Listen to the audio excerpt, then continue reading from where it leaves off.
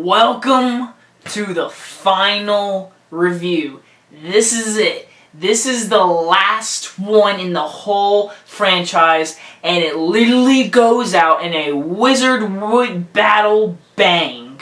Harry Potter and the Deathly Hallows Part 2. Yes, we are here. We are here into the final movie review of Harry Potter, and I am very excited to be talking about the last one because I won't forget ever, I'll never forget going to this theater, seeing everyone dressed up, seeing everyone holding the books. I'll never forget that feeling of this is the last one. It was one of those moments, whatever, where I won't forget us. It was still in the time period where movies still did midnight releases, not like 7 o'clock releases where they do now. This was an actual midnight. We had to sit in the theater for an hour and a half, wait until this movie starts. We were pumped, we were excited, and I was so excited, and now, after 5 years later, we're getting a prequel, and I'll be reviewing that this Thursday coming up. Hopefully I'll see it by Thursday, and I'll review it too, because I will be seeing it Thursday, and I will review it, and I'll sort it out. So let's talk about the final film, guys. Yes, Part 2 of the Deathly Hallows,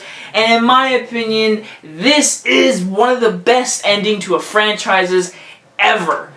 Ever. Even if you want to say Star Wars is one of the best, then go right ahead. But in my personal opinion, Harry Potter, 100%. This is the perfect ending to a whole franchise in one movie, and it nails everything. It literally wraps everything up in this movie. You figure out a lot of stuff, and it is just awesome. So again, this will contain spoilers like usual, so let's do it, guys. So basically, this movie starts off right where the last one left off. Dobby is dead. Harry, Hermione, and Ron are at this little house, who is Ron's older cousin, brother. I don't even know, honestly. He's got a scratch on his face, whatever. And so he takes the elf guy who works at the bank. He's like, we gotta go, and Bellatrix is her locker, her lock thing, yes, whatever, to get this little cup thing, a goblet thing, which is a Horcrux. And so they get in there, and it's a very funny scene, actually, because Hermione has to be Bellatrix, whatever, and Ron is this security guard, and Harry has to go under the cloak, whatever. It's a very funny scene when they have to use a spell on a little elf guy and make him all happy, and bring him down to the thing, and then they get washed off, whatever, and then you get to see the dragon. So they get in there, they grab the thing, and a little freaking elf thing tricks him, was like, I won't get you out, and so he alarms the people, and it's a very exciting scene. There's wizardry battle, it's exciting, it's thrilling, I love it, and then they jump onto the dragon, and they fly up into the bank. It's an awesome action scene, it's intense, there's battling, everything, and they escape the bank, whatever, flying on a dragon. It's an awesome opening 30 minutes, because in the first 15 minutes of this movie, it's literally all dark, and I love how the Warner Bros. Comes up, whatever, and it's got that really eerie music, and you see Snape standing at Hogwarts. He's become the master now. The first 30 minutes of this movie is you're back in that tone, like I said in the Part 1 review. It's got the tone of this is the last one. And in this one, it hits even harder, because this is the last time you're gonna see the Harry Potter universe with Harry in it and everything, unless they do the Cursed Child, which I don't even know. But either way, so back into it, after they escape the bank, whatever, they jump off into the lake, and they go and they have to head to Hogwarts, which actually has a Horcrux. And so basically, Ron, Harry, and Hermione all get together, whatever. They all go back to Hogwarts, and they actually run into Dumbledore's brother, who turns out to be the one in the mirror who actually sent Dobby to go help them, whatever. He's actually been helping them the whole time, and so he helps Harry get into Hogwarts. Well, Neville does, really, because of a tunnel thing. He gets in there. I love how the music starts up, too. It's and they all clap for Harry. It's all happy and everything. So that's the music from the first movie. I love when final movies or movies do that, when they bring back old music from a first movie. I love those moments, and anytime a movie does, I don't care if it's a bad movie, if a movie does that, I'm like, oh, that's really cool, I like that idea.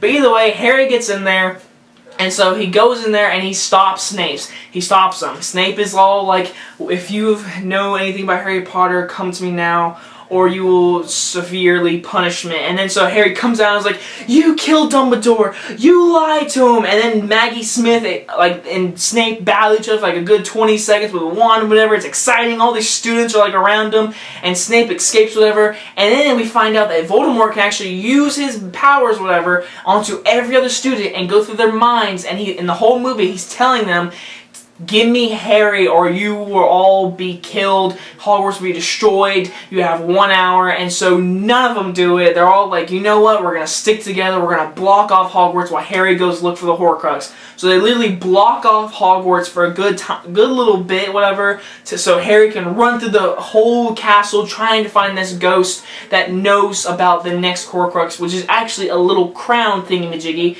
It's like a little barrel, like it's a little crown thing you wear or whatever, and it's in the room of disornaments, whatever, pretty much where all the stuff you don't need goes in that room. And so Harry goes after whatever. But while this is all happening, Ron and Hermione have to go back into the Chamber of Secrets to find the snake, the not Slytherin, but the snake fan, because that kills off the Horcruxes. And that's where we get an exciting scene where they kill another Horcrux, the little wearing thingamajiggy thing, and so they destroy that, and then we get to see Ron and Hermione kiss, and I'll never forget in the theater when everyone clapped, whatever. It was literally, I'll never forget that. When Ron and Hermione finally kissed, they're finally boyfriend and girlfriend. It was so cute and awesome to see.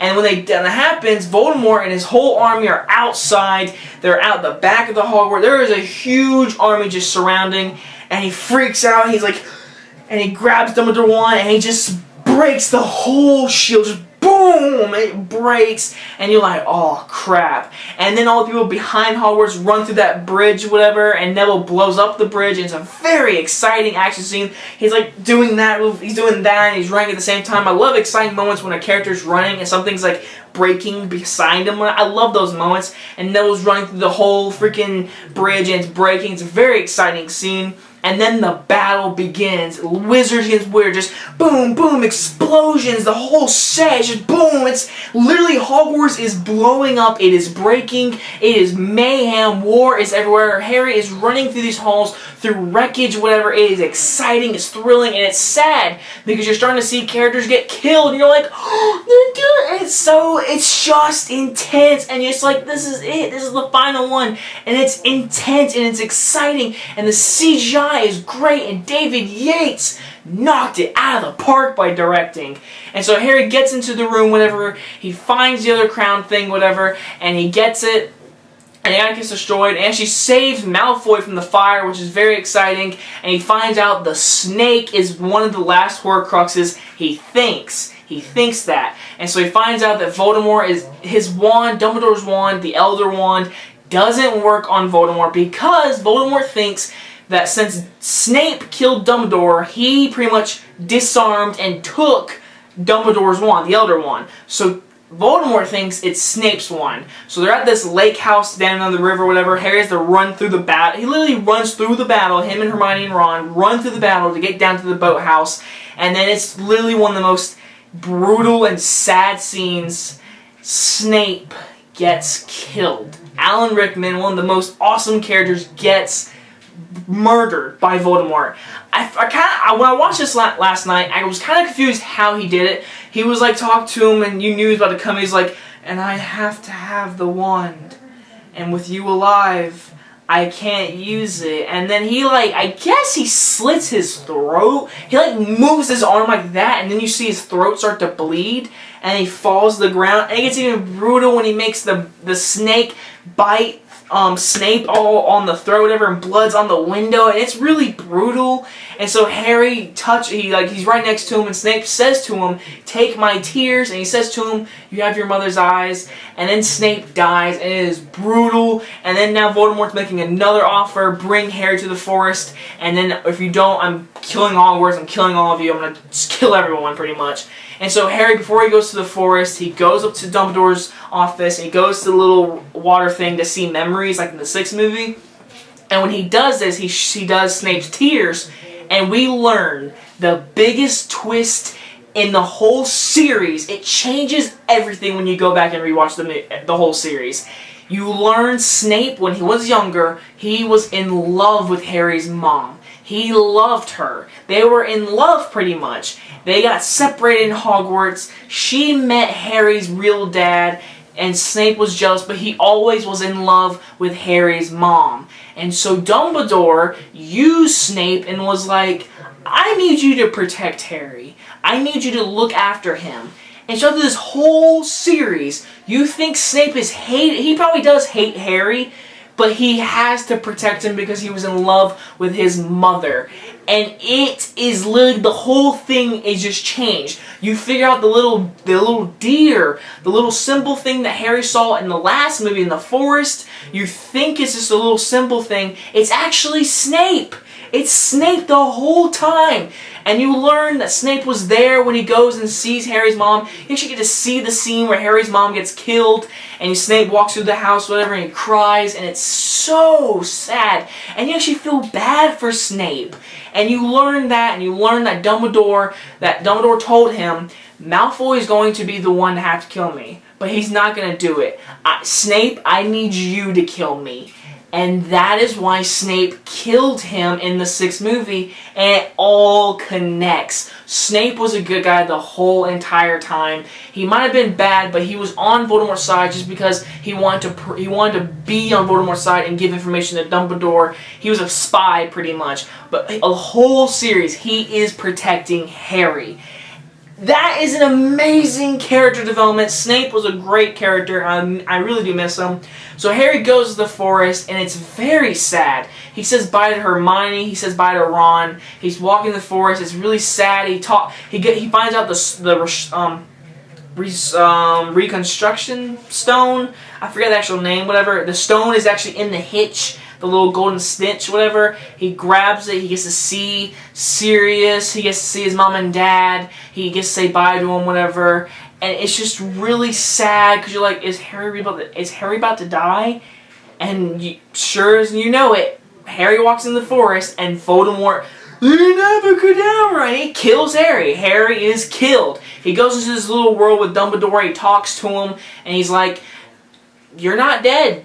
You're going back." And so Harry comes back, but they think he's dead. So Hagrid has to carry his dead body, and it's morning time, and all of Voldemort and his army are walking to Hogwarts, and he's about to pretty much take over the whole Hogwarts and everyone in there.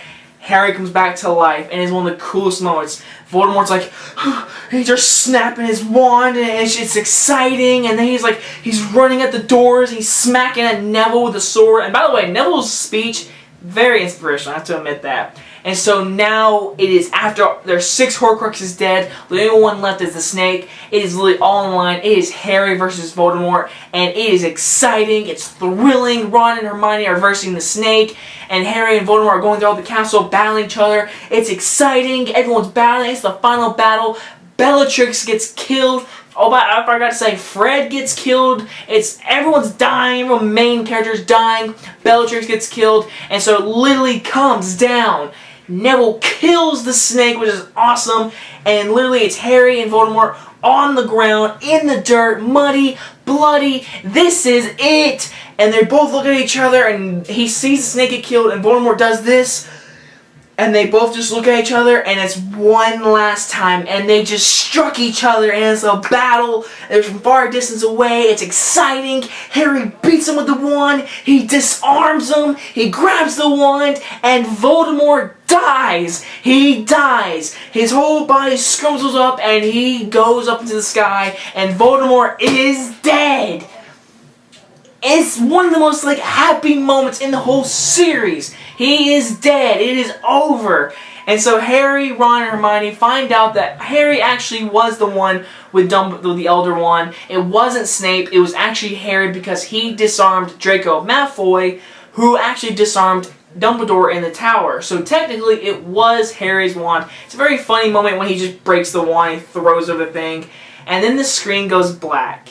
19 years later, we see Ron, Hermione, and Harry all grown up with their kids, going on to 9 3/4, and John Williams' beautiful music is playing, and it gets really loud. He puts his son's name is Albus Severus something Potter, and he puts him on the train to go to Hogwarts, and he's like all worried about he's gonna go to Slytherin, and it's all sad. You see Draco Malfoy's there with his wife. You see Hermione and Ron got married. Ginny and Harry got married, and they all. It's the last shot is literally the train going off. John Williams' music is blaring, and it's literally Harry, Hermione, and Ron, and they're all older, and they're standing there smiling, looking at the camera, and the music swells up, and it goes black. That, in my opinion, and my personal opinion, is the best ending to a franchise ever. I can't think of another franchise with so many movies and have the perfect ending. And in my opinion, definitely Hallows Part 2 is definitely the better conclusion of the whole franchise. Part 1 is really good, but Part 2 is the big battle. It's the one we've been waiting for. The death of Voldemort, the death of all our favorite characters, Fred, Bellatrix. I mean, we didn't like her, but we liked the actress. But either way, all these characters come together and they die, and then at the very end, they kill Voldemort, and the last shot, as I said in the very beginning of the first Harry Potter Sorcerer's Stone review, the reason why we see this movie is because of Harry, Ron, and Hermione, and the last shot is them three together, and the music, and I'll never forget watching that in the midnight release, and I teared up so hard because I was going to miss this franchise, and I still do. And it literally, this movie has like the perfect ending. It wraps everything together, and I have to give this movie an A+. It is an amazing, perfect ending to this entire franchise. So much was needed to be done in this movie, and it was perfect. And yes, that is it, guys. I have reviewed all the Harry Potter movies. My next review will be Fantastic Beasts and Where to Find Them. I am very excited, guys. I cannot wait to see this movie on Thursday. I hope it's good. I hope you guys enjoyed watching my reviews for Harry Potter. I loved watching these movies. I love them. I'm a huge nerd for these movies. I love all 8 of them. And as I told you in the very beginning, what I would tell you my favorite. If I had to say my favorite Harry Potter movie, I would have to say this one. I would have to say it literally, this movie could have been the worst one. It could have been disordered, it could have been terrible, to be honest, but it came together and it finished the franchise super duper strong.